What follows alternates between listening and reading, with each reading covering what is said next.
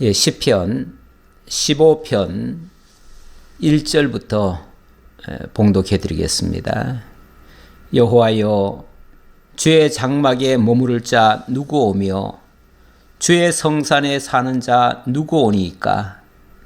정직하게 행하며 공의를 실천하며 그의 마음에 진실을 말하며 그의 혀로 남을 허물하지 아니하고 그의 이웃에게 악을 행하지 아니하며 그의 이웃을 비방하지 아니하며 그의 눈은 망령된 자를 멸시하며 여호와를 두려워하는 자들은 존대하며 그의 마음에 서운한 것은 해로울지라도 변하지 아니하며 이자를 받으려고 돈을 구워주지 아니하며 뇌물을 받고 무죄한 자를 해하지 아니하는 자이니 이런 일을 행하는 자는 영원히 흔들리지 아니하리이다. 아멘. 이런 일을 행하는 자는 영원히 흔들리지 않는다. 자, 어디에 대한 말씀이었습니까? 여호와여, 주의 장막에 머무를 자 누구 오며 주의 성산에 사는 자 누구 오니까? 주의 장막, 주의 성산, 한마디로 하나님 계신 곳이죠. 우리 하나님께서 그 나라를 준비해 놓으시고 당신의 백성들에게 그 나라를 주시려고 하는데, 그런데 오늘 말씀을 쭉 읽다 보니까 그 나라에 가는 이걸 만약에 조건이라고 한다면 상당히 까다롭네요. 왜냐하면 정직하게 행하고 공의를 실천하고 그의 마음에 진실을 말하고 그의 혀로 남을 허물하지 아니하고 그의 이웃에게 악을 행하지 아니하고 그의 이웃을 비방하지 아니하며 뭐 이런 얘기를 쭉 하시는데요.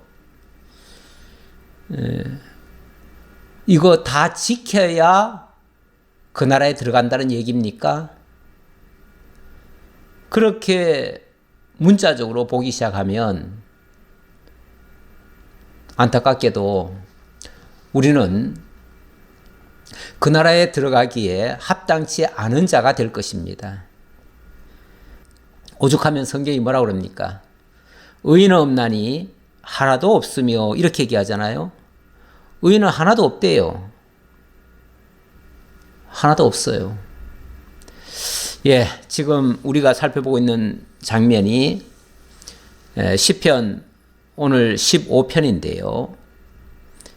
메시아를 언약하고 그 언약대로 이루어 달라고 하는 메시아 언약 강구시를 3편부터 106편까지 증가하고 있습니다.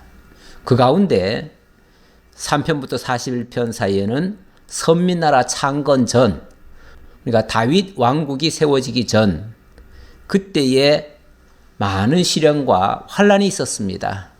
시련에 대한 강구가 3편부터 9편까지 있었고 환란에 대한 강구가 10편부터 21편까지 이어지는데요.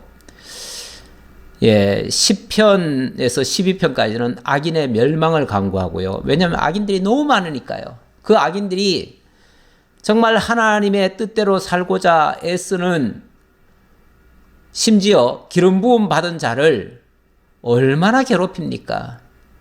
대표적으로는 다윗의 시가 많으니까요. 다윗을 예로 든다 보면 다윗이 하나님께 기름 부음 받은 이후로부터 정말 이해할 수 없는 고난을 많이 받습니다. 사람에게 시달립니다.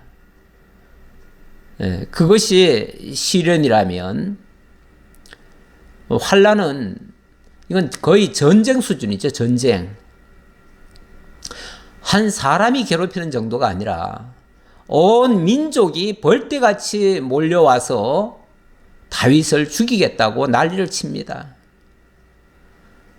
나라의 왕이 전국에 포고문을 붙여가지고 누구든지 다윗을 발견한 자는 고발해라. 그러면 상급을 주겠다.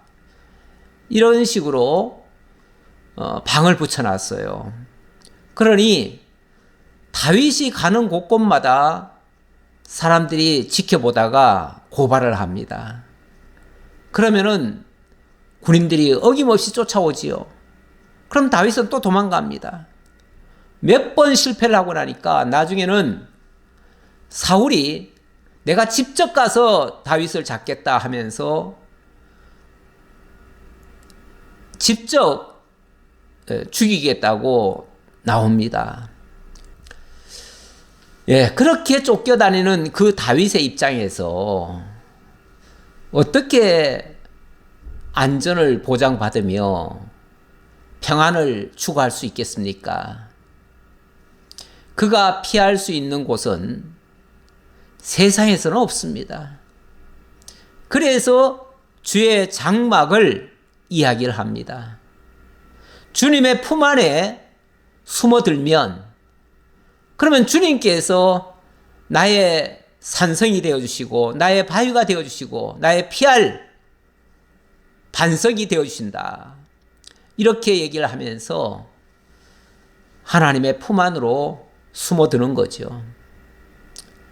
뭐 말이 쉬워서 그렇게 얘기하지 실제로는 거의 뭐 사경을 헤맬 정도의 치열한 그런 환난의 과정입니다. 그 환난 속에서 이렇게 하나님의 도우심을 간구하며 그리고 하나님이 안전하게 보호해 주실 것을 굳게 믿고 그리고 간구하는 내용이다 그 말이죠. 그러니까 내용은 참 아름다운 내용인데 그 현실은 무척이나 어려운 상황이다. 오죽 피할 데가 없으니까 세상 그 어디에도 피할 데가 없으니까 여호와의 장막에 주의 장막에 피하겠다고 하잖아요. 15장 다시 볼까요? 15장 전체가 뭐 5절밖에 안 되니까요. 여기 내용은 의인은 주의 장막에서 견고하게 설 것을 굳게 믿고 그렇게 해달라고 간구하는 내용이 되겠지요. 15장 1절 보겠습니다. 여호와여 주의 장막에 머무를 자 누구 오며 주의 성산에 사는 자 누구 오니까. 주의 장막, 주의 성산, 주의 장막에 머물 자가 누구겠습니까? 더 근원적으로 인간이 사실은 주의 장막에 들어간다고 하는 것은 주님과 함께 있는다는 얘기잖아요. 주님을 직접 대면하고 주님 앞에서 주님과 더불어 살아간다는 얘기잖아요. 그게 현실적으로 가능하냐 그 말이죠. 일찍이 하나님께서 모세를 부르셨을 때 하나님이 당신의 영광은 보여주었지만 당신의 얼굴은 보여주지 않으셨습니다. 언젠가는 당신의 얼굴을 보여줘야 할 그런 찰나인데도 하나님은 내가 너를 안전하게 지키기 위하여 내가 너의 눈을 손으로 덮어주겠다 하시면서 하나님이 손으로 가리시면서 나타나셔서 말씀하신 적이 있어요. 그러시면서 출애굽기 33장 20절에 보면 또 이르시되 네가 내 얼굴을 보지 못하리니 나를 보고 살 자가 없음이니라 이렇게 말씀하셨죠. 그래요. 기본적으로 인간이 하나님을 볼 수는 없습니다. 왜냐하면 아담의 타락 이래 온 인류가 죄 아래 빠졌습니다. 아예 근본이 악하게 되었습니다. 그래서 그 상태, 그 부패한 몸과 그런 마음의 자세로는 하나님을 만날 수가 없어요. 그래서 직접 우리가 하나님을 찾을 수도 없고 만날 수도 없고 그래서 하나님은 구약시대 때 필요하시면 하나님이 사람의 모습을 띠고 이 땅에 오시기도 하셨습니다. 그 모습이 바로 여호와의 사자입니다.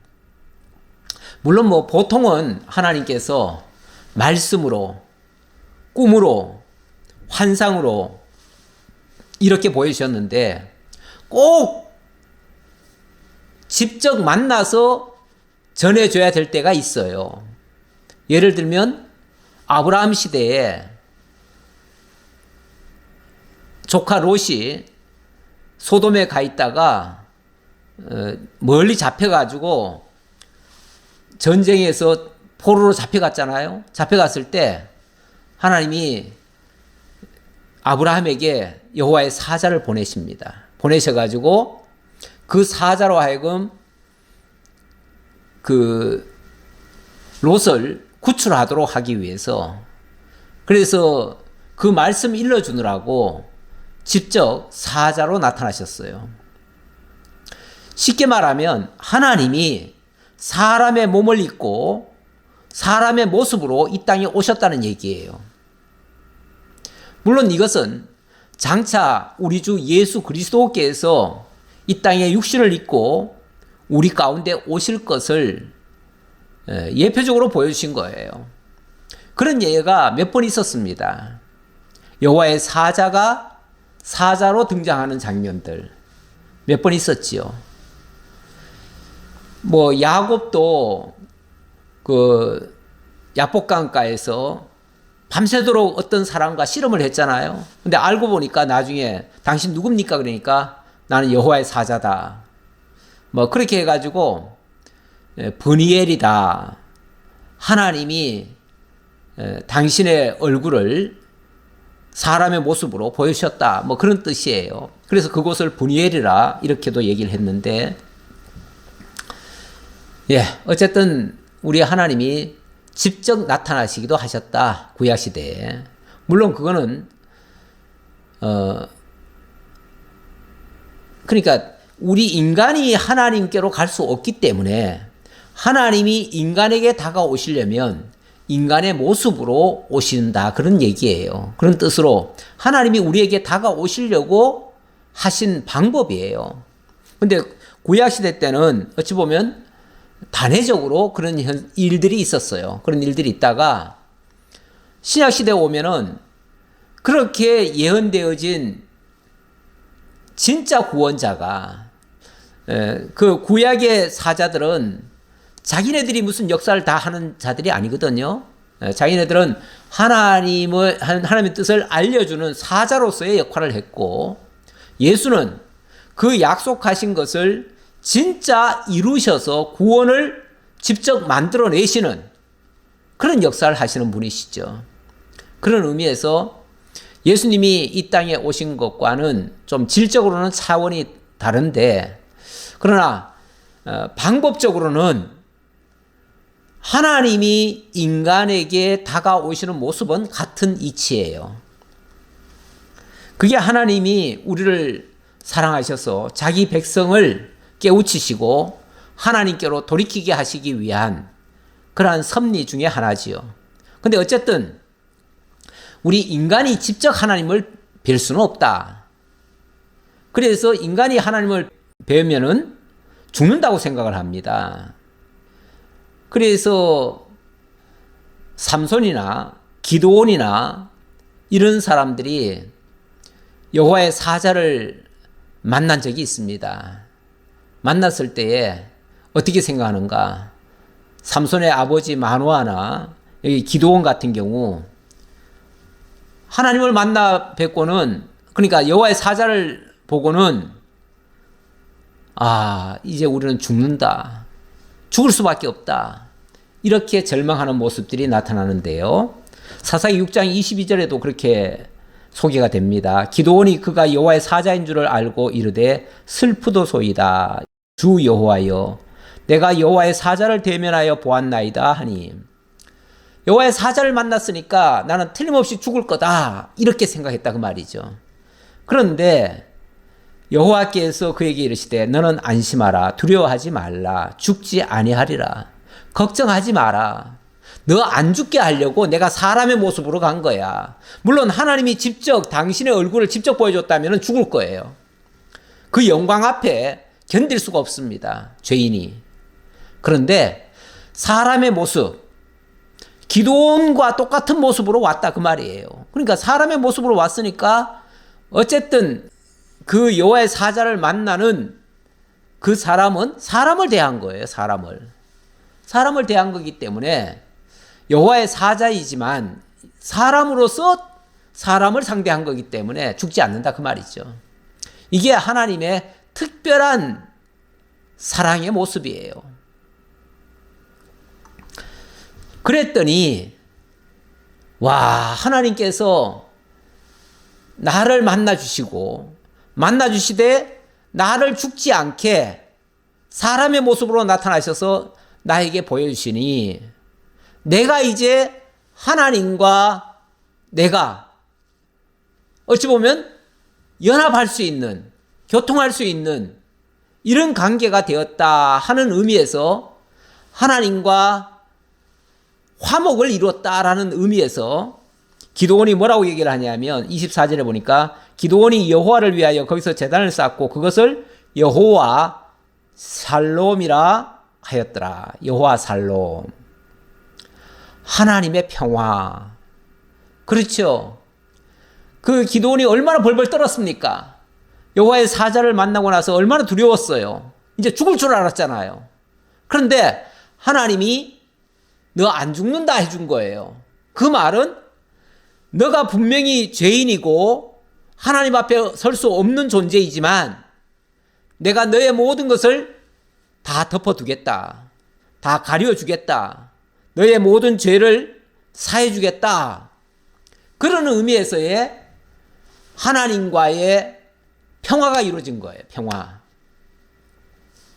원래 하나님과 인간 사이는 엄청난 큰 담이 쳐져 있잖아요. 무슨 담입니까?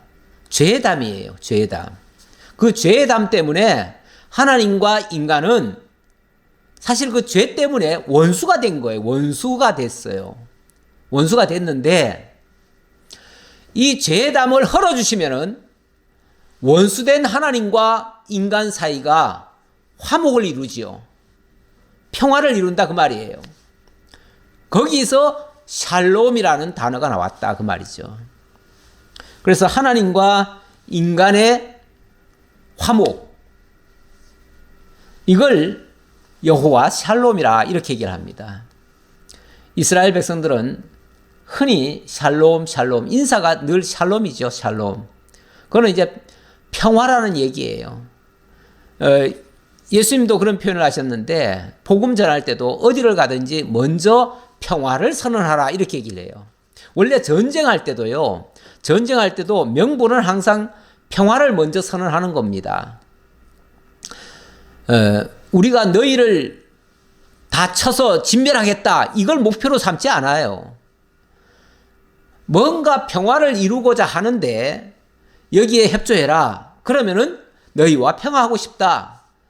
그래서 이스라엘 백성들이 왜 어느 땅을 점령하든지 간에 먼저 평화를 선언하라고 그랬어요. 평화 선언하고 그들이 그 평화를 받아들이면 사이좋게 지낼 수도 있어요. 그런데 대체적으로 평화를 선언해도 그쪽에서는 하나의 경고로 받고는 대적을 하지요. 그러면 이제 싸움이 되는 거죠. 이 진정한 평화가 이루어지는 것을 샬롬이라고 하는데 하나님을 만날 수 있는 유일한 길은요, 그 사이에 있는 죄의 담이 흘려야 되는 겁니다. 아니면은 우리가 그 의를 완전히 이루든지요. 그러니까 하나님과 화목할 수 있는 방법은 죄를 없이 해야 돼요. 죄를 없이 해야 되는데 우리의 이 모습 이대로는 죄를 없이 할 수가 없잖아요. 그러니까 하나님의 특별한 섭리가 있어야 화목이 가능하다 그 얘기예요. 그 방법이 뭔가? 그 방법에 대해서 이제 한번 좀 내용을 봅시다. 본문은 이렇게 얘기를 하네요. 정직하게 행하며 공의를 실천하며 그의 마음에 진실을 말하며 그의 혀로 남을 허물하지 아니하고 그의 이웃에게 악을 행하지 아니하며 그의 이웃을 비방하지 아니하며. 우선 3절까지 읽었는데요. 자, 여기 한번 좀 적어 봅시다. 자, 일단은 정직하게 행하며 그랬죠. 정직하게. 예, 정직하게 행하래요. 자, 요거를 1번이라고 합시다. 정직하게 행하며. 두 번째는 공의를 실천하며. 셋째는 그의 마음의 진실을 말하며. 넷째는 혀로 남을 허물하지 않으며. 다섯째는 그의 이웃에게 악을 행치 않으며. 여섯 번째는 이웃을 비방하지 아니하며. 일곱 번째는 그의 눈은 망령된 자를 멸시하며. 이 망령된 자를 멸시한다는 말은 악인과 동행하지 않는다 그런 뜻이에요. 왜 시편 1편에 보면은 그 의인에 대한 얘기가 나오잖아요. 복 있는 사람 얘기하잖아요. 복 있는 사람은 악인들의 꾀를 따르지 않고 죄인들의 길에 서지 않고 오만한 자의 자리에 앉지 않고 이렇게 한다 그 말이죠. 망령된 자는 악인들이에요. 그런데 그 악인들과는 그들과 상종을 않는다 그런 얘기예요. 그 다음에 여덟 번째는 여호와를 두려워하는 자들을 존대하며. 여호와를 두려워한다는 말은 여호와를 경외한다는 말이에요. 여호와를 경외하는 자들이 얼마나 존귀한가를 깨닫는다 그런 얘기예요. 여호와 두려워하는 자들을 존대하며 그의 마음에 서운한 것은 해로울지라도 변하지 아니하며. 서운한 것, 뭔가 한번 결심을 했으면 반드시 그렇게 지키고 심지어는 해로울지라도 지켜야 된다. 심지어는 그 일을 하다가는 죽을 수도 있어도 죽음까지도 불사하고 감내해야 된다 그런 얘기예요. 누가 이렇게 서운한 것을 다 지켰나요? 우리 주 예수님이 얼마나 불리한 것까지 다 지켰습니까? 십자가에 못 박혀 죽는 것까지도 다 지키셨잖아요. 당신은 이 땅에 오신 목적이 이 많은 죄인들을 위해서 죽기 위하여 왔다 말씀하셔놓고 결국 그것이 소원이잖아요. 그게 소원인데 해로울지라도 당신에게 엄청난 고통이 있었지만 그럼에도 불구하고 그걸 다 지키셨어요. 그리고 이 열 번째죠. 열 번째는 이자를 받으려고 돈을 구워주지 아니하며 어떤 경제적 이득을 안 취했다 그런 얘기예요. 세상 사람들의 모든 활동이요 어찌 보면 다 경제적인 것과 관련이 있어요. 다 이득을 위해서 살아요. 내가 이득을 얻으려고 무슨 일이든지 한다 그 말이에요. 순수한 봉사가 어디 있습니까? 다 돈을 바라고 하지요. 이득 얻으려고 돈을 투자하더라도 돈을 구워준다는 말은 일종의 돈을 투자하는 거 아니겠어요? 투자를 왜 합니까? 돈 벌려고 하는 거예요. 그런데 그렇게 하지 않았다 그 말이죠. 어떤 것도 정말 순수하게 모든 것 자기를 다 내어주기까지 희생하면 할지 그걸 통해서 뭔가 이득을 바라고 내가 이 봉사를 했으니 나중에 이런 소득이 있을 것이다 그거 기대하고 하지 않았다 그런 얘기예요. 그 다음에 뇌물을 받고 11번째죠. 11번째 뇌물을 받고 무지한 자를 해하지 아니하는 자이니. 무슨 이득 앞에 불의한 일도 막 서슴지 않고 하는 사람들이 있잖아요. 요즘 보니까 뭐 캄보디아에 돈 좀 벌러 젊은 애들 꼬셔가지고 뭘 했습니까? 그들을 이용해가지고 돈벌이에 사용하고 무죄한 자를 해하는 그런 모습들이 많지요. 세상에 이게 무슨 가난한 사람들만 이야기가 아니고요. 자 부자들한테도 그런 게 많아요. 오히려 권력을 많이 가진 자일수록 보면 항상 뇌물이 오가는 경우가 많습니다.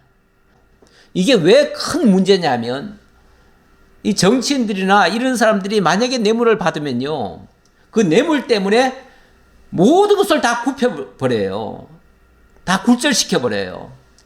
정의가 사라져버려요. 그래서 불의한 자들을 다 풀어줘요. 변호사들도 보니까 돈만 많이 주면요. 어떠한 죄도 다 무죄로 풀려나는 경우가 많더라고요. 그런 것들이 뇌물을 받고 무죄한 자를 해야 하는 것 아니겠어요? 자, 이런 일을 행하는 자는 영원히 흔들리지 아니하리라 그랬는데, 만약에 행위로서 영원히 흔들리지 않는 여호와의 장막에 들어가려면 아마 이렇게 다 해야 될 겁니다. 이렇게 하지 않고는 그 나라에 못 들어갈 거예요. 그럼 우리가 어떻게 들어갈까요? 우리는 어떻게 되죠? 아예 포기해야 되나요? 예. 요한계시록 21장에 보니까 하나님이 계신 곳, 그곳이 바로 천국 아니겠어요? 천국인데 요한계시록 21장 2절에 보니까 내가 보매 거룩한 성 새 예루살렘이 하나님께로부터 하늘에서 내려오니 그 준비한 것이 신부가 남편을 위하여 단장한 것 같더라.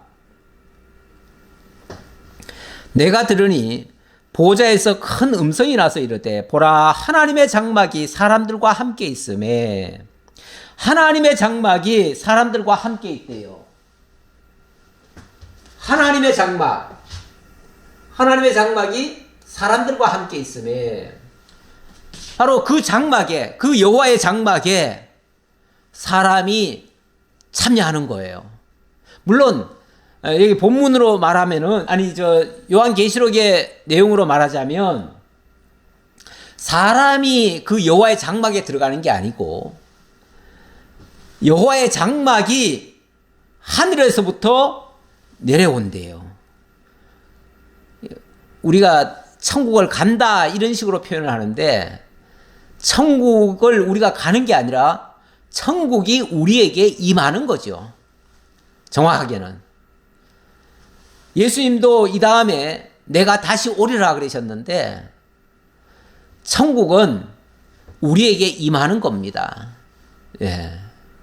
그래서 강림 이런 표현을 하잖아요. 예, 강림.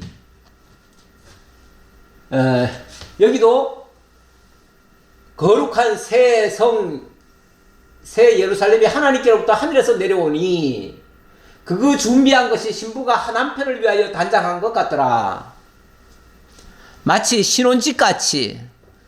원래 신혼집, 하나님의 신혼집이라고 만약에 생각한다면 세상에서도 신혼집은 최대한 아름답게 잘 꾸미려고 하잖아요.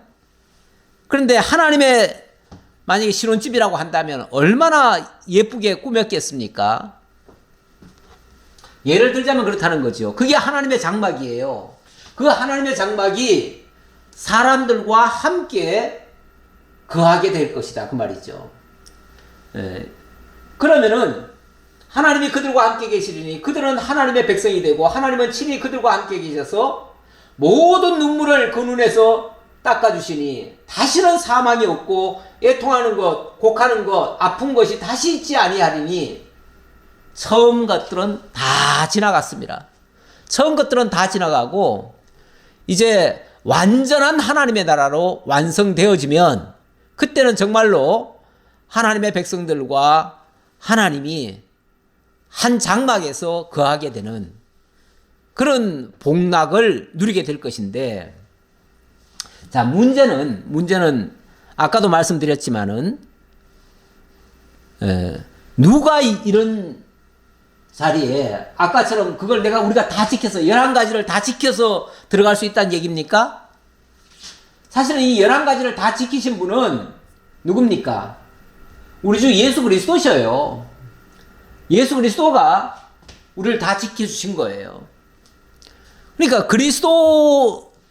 그리스도가 사실은 이 모든 것을 다 지켰기 때문에 그 주의 장막에 합당한 분은 우리 주 예수 그리스도 한 분이셔요. 우리는 자격이 없어요. 자격이 없으면 그럼 어떡하지요? 우리 예수님이 그런 말씀 하시죠. 내가 가면, 내가 가서 너희가 있을 곳을 예비하러 가겠다. 그러면서 그것이 다 예비되면 너희를 데리러 다시 오겠다. 이런 말씀하셨어요.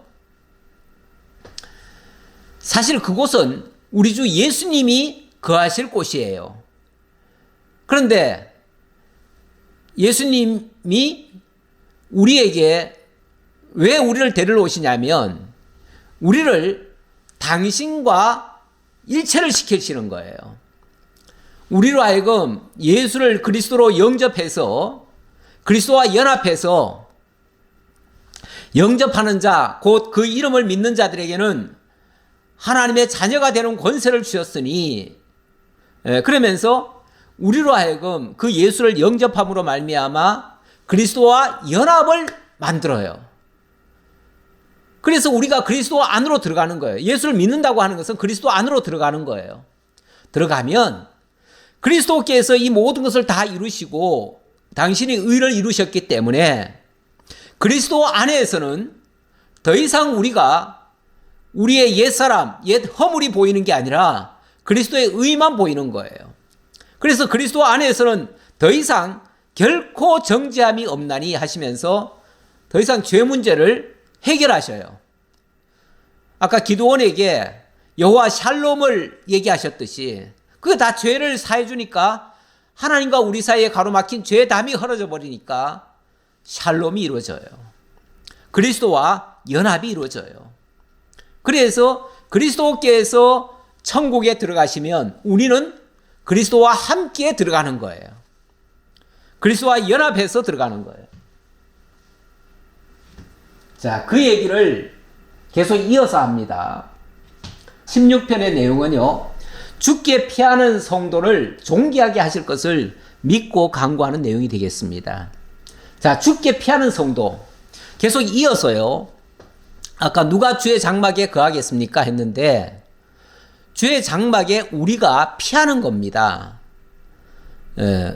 우리의 피난처를 하나님으로, 주님으로 우리의 피난처를 삼는 겁니다. 그런 자들을 주님께서도 귀하게 여기신다. 존귀하게 하신다. 그런 얘기예요. 그래서 16편 1절 하나님이여 나를 지켜주소서 내가 죽게 피하나이다. 내가 여호와께 아뢰되 주는 나의 주님이시오니 주 밖에는 나의 복이 없다 하였나이다. 주님 외에는 진정한 복이 없습니다. 주님만이 나의 복입니다. 주님만이 나의 복입니다. 왜냐하면 주님께서 나를 지켜주시는 분이고 주님 안에서 하나님과의 진정한 샬롬이 이루어질 거니까. 그런 의미죠. 자, 그런 의미로 이해하시고요. 자, 주 밖에는 나의 복이 없다고 그랬는데 복 그러니까 흔히들 세상적 복이 먼저 생각나죠. 세상적 복은 장수, 부귀, 강령, 유호도, 고정명입니다. 오래 살고 부자 되고 경제적인 부를 이루고 건강하고 평안하고, 유호덕은 남에게 덕을 끼치고, 고종명은 정말 죽을 때 잘 죽는 거. 이게 보통 세상 사람들이 꼽는 소위 말해서 오복입니다. 오복인데 우리는 그런 복이 아니죠. 성경에서 말하는 복은 그런 복이 아닙니다. 진짜 복은 복덩어리, 바로 주님이 복덩어리입니다. 그래서 성경은 뭐라고 그러냐면 우리 주 예수 그리스도를 만복의 근원이라 이렇게 얘기를 합니다. 그래서 찬송가에도 만복의 근원 강림하사 뭐 찬송하게 하소서 그러지요. 뭐 여러 가지를 복으로 잡을 필요가 없습니다. 그리스도 안에 있는 그 자체, 그리스도 한 분만으로도 복이 충족됩니다. 그래서 주님 한 분이 성경에서 말하는 복이고요. 그 주님을 만난 자, 그 주님 안에 있는 자, 주님과 더불어 사는 자, 주님의 통치를 받고 사는 자, 그런 정말 복 있는 자입니다. 그러니까 예수님은 복 그 자체고요. 복 그 자체고, 그분의 복에 의해서 살아가는 자는 복 있는 자죠. 복 있는 자고, 그래서 성경에는 보면은 복 있는 자는 뭐 그러면서 쭉 얘기하잖아요. 예. 그리고 뭐 내용적으로 들어가 보면은 뭐 심령이 가난한 자는 복이 있나니, 애통하는 자는 복이 있나니, 의를 위하여 핍박을 받는 자는 복이 있나니, 나를 인하여 핍박을 당하고 욕을 먹는 자는 오히려 복이 있나니, 뭐 이렇게 얘기하죠. 그거는 이제 복 있는 자의 어떤 특징을 얘기한 거고요. 우리가 이 세상에서는 애통하고 가난하고 뭐 핍박을 당하고 그래도 그리스도가 나와 함께 한다면 그 사람은 복 있는 사람이다. 더 이상 다른 복이 없다. 그리고 그분에 의해서 주어지는 모든 일들이, 모든 선한 일들이, 우리 주님이 모든 것을 합력해서 선을 이루신다고 그러잖아요. 그 합력해서 이루시는 그 일들이 진정한 의미에서 내게 주어진 뭐 구원이라든지 선한 일이라든지 즐거운 일들, 이런 것들이 나의 복이에요. 이렇게 복을 깨닫고 그것을 누리면 뭐라고 그러냐면 행복한 사람이다, 이렇게 얘기를 하죠. 이스라엘아 너는 행복한 사람이로다. 신명기에 그 말씀 나오죠. 이스라엘이 참 행복해요. 왜? 정말 복의 근원이신 그 하나님 안에 있으니까 행복하다, 그런 얘기예요. 그래서 이 복을 깨닫는 게 가장 값진 건데, 누가복음 1장 42절에 제가 가져온 거는요, 바로 예수님이 정말 복 있는 자고 그 예수를 이 땅에 출현시키는 마리아도 복 있는 사람이다 라고 찬양하는 내용이 있어가지고 하나 그냥 가져왔습니다. 거기 보니까 여자 중에 네가 복이 있으며 내 태중의 아이도 복이 있도다 그랬는데, 바로 예수 그리스도가 복덩어리다, 그런 얘기예요. 진짜 복은 예수 그리스도시다. 이 시편의 73편의 말씀은 이 세상에 그 주님 밖에는 더 이상 다른 복은 없다. 주님만이, 그래서 우리가 사모할 이는 주님밖에 없다. 그 내용을 적혀 있어가지고 제가 가져왔습니다. 하늘에서는 주 외에 누가 내게 있으리요? 땅에서는 주밖에 내가 사모할 이 없나이다. 여기 하늘에서는 주 외에 누가 있으리요 그랬는데, 하늘이라고 하는 것은 일종의 신들이라는 얘기예요. 신들. 세상에 사람들이 왜 저 하늘을 향해서 뭘 자꾸 빌잖아요. 비는데 저 하늘에 수많은 신들이 있다고 하는데 사실은 진짜 백인 신은 하나님밖에 없잖아요. 나머지는 다 가짜로 사람들이 지어낸 신들이잖아요. 그런 신들은 복이 아니에요.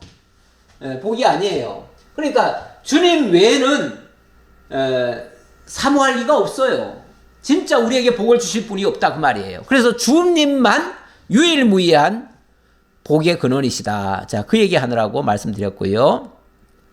땅에 있는 성도들은 존귀한 자들이니 나의 모든 즐거움이 그들에게 있도다. 자, 여기 나의 모든 즐거움이 그들에게 있도다 하는 말은 이건 하나님 입장에서 하는 말이죠. 자, 그 그리스도와 함께 연합된 그들을 가리켜서 성도들이라고 해요. 거룩한 무리들, 하나님 안에 있는 자들, 그들이 바로 성도들이에요. 그 성도들을 하나님이 어떻게 생각하시느냐, 그 복 있는 자들을 하나님이 어떻게 인정하시느냐, 매우 존귀하게 여기신다, 이 말입니다. 다른 신에게 예물을 드리는 자는 괴로움이 대할 것이라. 나는 그들이 드리는 피의 전제를 드리지 아니하며 그 입술로 그 이름도 부르지 아니하리로다. 다른 신에게 드리는 것은 그거는 고통만 있을 뿐이고요. 진짜 하나님과 연합하는 자, 그들이 땅에 있는 성도들이고 그들이 존귀한 자들이라고 그랬는데, 그들이 어떻게 존귀한가? 왜 존귀한가? 그들이 만약에 죄덩어리 본래 가지고 있는 그냥 원래 인간의 모습이면은 그렇게 이쁘고 그렇게 복될 리가 없습니다. 존귀할 리가 없어요. 왜냐하면 첫사람 아담에게 하나님이 당신의 형상과 모양대로 지으셨다고 했는데 그걸 잃어버렸잖아요. 잃어버리고 나니까 창세기 6장에 보면은 다 육체가 됨이라 그랬어요. 육체가 됨이란 말은 그의 하나님의 형상은 다 사라져버리고 죄의 본성만 가진 존재가 돼버렸다 그 말이죠. 다 육체가 돼가지고 다 죄덩어리가 돼버렸어요. 죄덩어리가 되면 무슨 존귀합니까? 가치가 없지요. 그런데 그런 자들이 그리스도 안에서 그리스도와 연합함으로 말미암아 새로운 피조물로 바뀌어지는 거예요. 새로운 피조물로 바뀌어지면 아주 존귀해진다 그 말이에요. 그 존귀해지는 그 과정을 요한복음 5장 24절 이하에서 이렇게 적혀 있네요.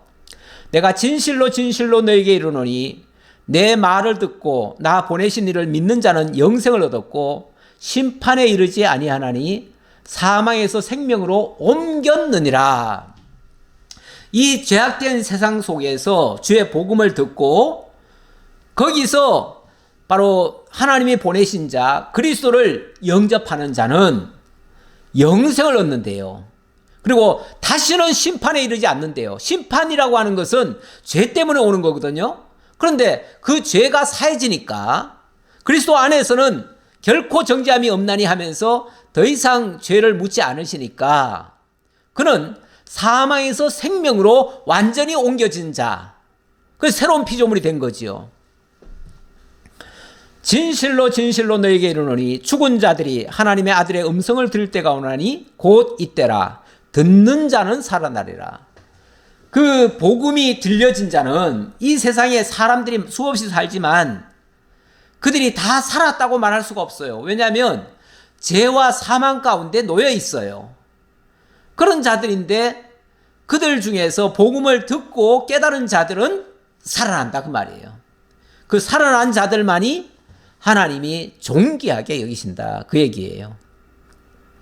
이런 존귀한 자를 하나님이 만나시면 얼마나 기뻐하실까를 증거한 내용이 스바냐서 3장 17절 이하에 있습니다. 그때 하나님이 자기 성도들을 만날 때 마치 신랑이 신부를 맞이한 것처럼 너무너무 기뻐하셔요. 제가 한 15절부터 보면은 시온의 딸아 예루살렘의 딸들아 막 이렇게 얘기를 해요. 그걸 딸이라고 얘기를 해요. 딸이라는 표현이 얼마나 사랑스럽다라는 뜻 아니겠어요? 네, 사랑스럽게 그 신부가 마치 신랑의 품에 안기듯이 그런 모습이 하나님이 기뻐하시는 모습이다 그런 얘기예요. 너의 하나님 여호와가 너희 가운데 계시니 그는 구원을 베푸실 전능자시라. 그가 너로 말미암아 기쁨을 이기지 못하시며 너를 잠잠히 사랑하시며 그 사랑의 대상이 자기 곁으로 그 완벽한 모습으로 자기에게 다가오니 그 하나님이 너무너무 기뻐한다 그 말이에요. 얼마나 기쁜지 마치 기쁨을 이기지 못하시며 했는데 기쁨을 주체하지 못할 정도로 그 기쁨을 표현하신다. 그리고 잠잠히 사랑하신다. 아무것도 묻지도 아니하시고 무조건적인 사랑을 그렇게 하신다 그 말이죠. 그러면서 너로 말미암아 즐거이 부르며 기뻐하시리라. 기뻐하시리라. 즐거워하시고 기뻐하신다. 하나님도요. 자기 백성 보는 게 그렇게 기뻐요. 사실 우리만 하나님 뵙고 기쁜 게 아니라 그 하나님도 우리를 보시고 기뻐하신다. 왜? 그게 사랑의 대상이니까요. 자, 그런 뜻으로 하신 말씀이고요. 자, 이런 하나님이 여호와는 나의 산업과 나의 잔의 소득이시니 나의 분깃을 지키시나이다. 그분이 나의 산업과 나의 소득이 되어주신다. 내가 무슨 기업을 가지고 산업을 일으켜서 거기서 소득을 얻는다가 아니라 하나님이 아예 내 산업이 되어주시고 내 소득의 잔이 되어주신다. 그 말이에요. 그러면서 내게 줄로 지어준 구역은 실로 아름다운 곳에 있으며 나의 기업이 실로 아름답도다. 나의 기업. 여호와 자체가 바로 나의 산업과 잔의 소득이 되고 하나님이 주신 그 기업, 하나님이 우리에게 약속하신 것들, 그게 다 기업입니다. 얼마나 값진 겁니까? 이거는 우리가 잃어버릴 수가 없습니다. 이거를 가치 없이 여기면 안 됩니다. 하나님이 우리를 얼마나 귀하게 여기시고 우리에게 얼마나 값진 소중한 것을 주었는가. 당신의 아들을 독생자를 주셔버렸어요. 그걸 통해서 우리를 온전히 죄에서 해결해 주셨어요. 영원한 생명을 주셨어요. 이게 하나님이 주신, 우리에게 주신 그 기업이고 그 값진 소득이에요. 이거는 바꿀 수가 없습니다. 세상 그 어느 것하고도 바꿀 수가 없습니다. 일찍이 아합 왕이요, 그 나봇의 포도원이 옆에 있었는데 그게 너무 탐이 나가지고 나봇에게 요구를 했습니다. 내가 너한테 이 밭이 필요하니까 이 밭을 나한테 달라. 그러면 내가 다른 밭을 주든지 아니면은 아주 많은 돈을 주겠다. 네가 원하는 거 다 주겠다. 그러니 이 밭을 나에게 줘라. 그랬어요. 그런데 나봇이 어떻게 합니까? 비록 왕이지만 안 됩니다. 이건 여호와께서 내게 주신 기업입니다. 그래서 이거는 돈으로 팔 수가 없습니다. 이건 다른 걸로 바꿀 수가 없습니다. 그러면서 이거는 여호와께서도 금하시는 일입니다. 그렇습니다. 이스라엘의 기업이라고 하는 것은요, 임의로 바꿀 수가 없어요. 만약에 바꿨다면요, 7년 후면은 돌려줘야 되고요, 50년 후에는 완전히 원상복귀를 해줘야 됩니다. 시작으로 돌아가야 됩니다. 우리 하나님이 우리를 모든 것에서부터 새롭게 하신다는 의미를 거기 담고 있어요. 하나님이 우리에게 주신 것 얼마나 값진 복입니까? 얼마나 값진 열매입니까? 구원의 열매. 하나님이 우리를 사랑해 주시는 것, 은혜를 베풀어 주신 것, 너무나 값진 것들이잖아요. 그걸 뭘로 바꿔요? 세상 다른 거 뭐 주면은 그걸로 바꿀 수 있습니까? 바꿀 수 없어요. 바꿔도 안 돼요.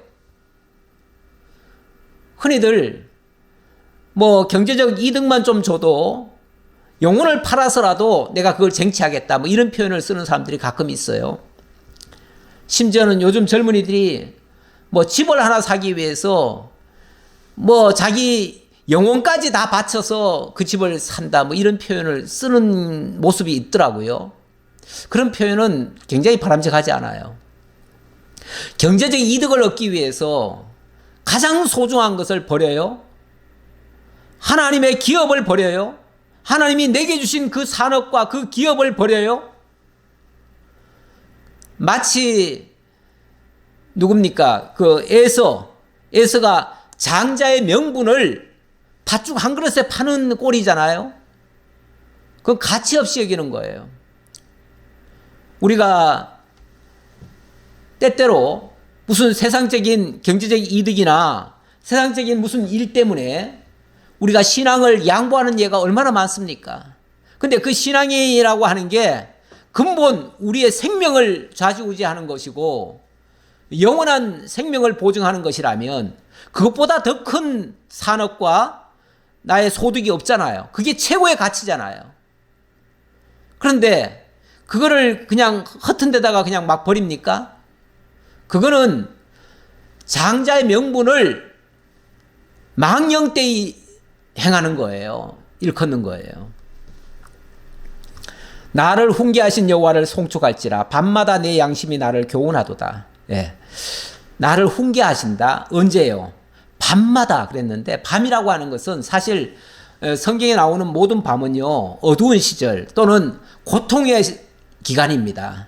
그 고통이라고 하는 것이 현실적인 매우 어려운 일들인데 그 어려운 일들이 나에게 깨우칠 게 엄청 많아요. 그래서 나를 교훈한다는 거예요. 나를 교훈하고 나를 훈계하는 거래요, 그게. 그걸 통해서 하나님에 대한 진정한 가치를 발견하는 거예요. 가치의 재발견입니다.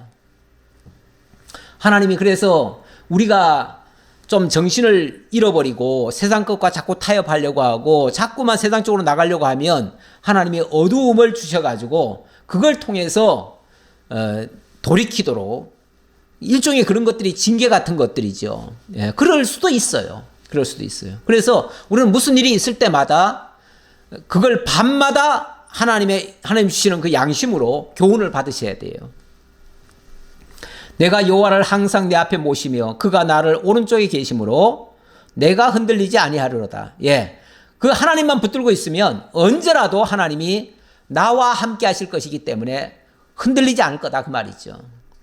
이러므로 나의 마음이 기쁘고 나의 영도 즐거워하며 내 육체도 안전히 살리니 이는 주께서 내 영혼을 수월에 버리지 아니하시며 주의 거룩한 자를 멸망시키지 않으실 것임이니이다. 예, 이 확신, 하나님은 절대로 자기 백성을 수월에 버리지 않는다. 수월이라고 하는 게 일종의 지옥 같은 곳 아닙니까? 음부, 그 음부에다 버리지 않는다. 지옥에 버리지 않는다 그 얘기죠. 그래요. 주님은 우리를 꼭 붙들고 계셔요. 주의 거룩한 자를 멸망시키지 않으실 것임이니이다. 주의 거룩한 자, 다시 말하면 기름 부음 받은 자 절대 멸하지 않으실 것이다. 다윗은 자신이 기름 부음 받은 이후부터 그 고통을 많이 겪었는데 그럼에도 불구하고 나는 하나님이 기름 부어주신 자다. 주의 거룩한 자다. 주의 성도다. 이 믿음 가지고 끝까지 참고 견뎠습니다. 그러한 다윗에게 주께서 생명의 길을 내게 보이시리니 주의 앞에는 충만한 기쁨이 있고 주의 오른쪽에는 영원한 즐거움이 있나이다. 예, 주님이 우리에게 생명의 길을 주셨다 그럽니다. 여기 주께서 생명의 길을 내게 보여주셨다라는 이 말씀을 인용해서 사도행전 2장 28절 이하에 똑같은 말씀이 인용이 되어 있습니다. 이게 베드로가 한 말인데요. 주께서 생명의 길을 내게 보이셨으니 주 앞에서 내게 기쁨이 충만하게 하시리로다 하였으므로 하나님이 오른손으로 예수를 높이심에 그가 약속하신 성령을 아버지께 받아서 너희가 보고 듣는 이것을 부어주셨느니라. 그러니까 오순절 성령은 바로 이 예언의 말씀, 다윗이 이 예언한 이 말씀을 이룬 거다. 우리에게 영원한 생명의 길을 보여주셨는데 그게 무슨 길이냐 하면은 바로 예수 그리스도를 십자가에 못 박혀 죽게 하시고 그가 부활하심으로 말미암아 그를 믿는 자들이 그와 함께 영원한 생명으로 들어가게 하시는 일이다. 그걸 깨달았다 그 말이에요. 그걸 찬양한다 그 말이죠. 그러면서 이어서 다윗은 하늘에 올라가지 못하였으나 친히 말하여 이르되 주께서 내 주에게 말씀하시기를 내가 내 원수로 내 발등상이 되게 하기까지 너는 내 우편에 앉아 있으라 하였도다 하였으니 그런즉 이스라엘 온 집은 확실히 알지니 너희가 십자가에 못 박은 이 예수를 하나님이 주와 그리스도가 되게 하셨느니라. 그래서 이 사건을 통해서 예수가 우리의 유일한 주와 그리스도이심을 믿으라. 그분을 통해서만이 우리가 온전히 영원하신 하나님과 주의 장막에 거할 수 있다. 그 하나님을 대면할 수 있고 그 하나님과 더불어 영원토록 생명을 누릴 수 있게 될 것이다. 이런 말씀이다 그 말이죠. 그걸 주께서 생명의 길을 보여주신 것이다. 이런 내용입니다. 오늘 마지막 결론의 말씀입니다. 요한복음 14장 11절 이하에 보니까 이렇게 우리가 주의 장막에 거하고 주님의 그 영원한 생명에 참여하는 그 방법으로 우리 주님이 우리 안에 오셨습니다. 우리 곁으로 오셨습니다. 사실 우리 주님은 아버지와 함께 하신 분이십니다. 그래서 이렇게 표현하죠. 내가 아버지 안에 거하고 아버지께서 내 안에 계심을 믿으라. 그렇지 못하겠거든 그 행하는 일로 말미암아 나를 믿으라. 조금 있으면 세상은 다시 나를 보지 못할 것이로되 너희는 나를 보리니 이는 내가 살아있고 너희도 살아있겠습니다. 이 말은 무슨 소리입니까? 조금 있으면 너희가 날 안 볼 거다. 왜요? 예수님 죽으니까요. 십자가에 못 박혀 죽으니까 당연히 더 이상 예수 못 보지요. 하지만 죽음 이후에도 너희는 나를 볼 것이다. 왜요? 내가 살아있고 너희도 살아있을 거니까. 이 말은 죽어도 산다는 얘기예요.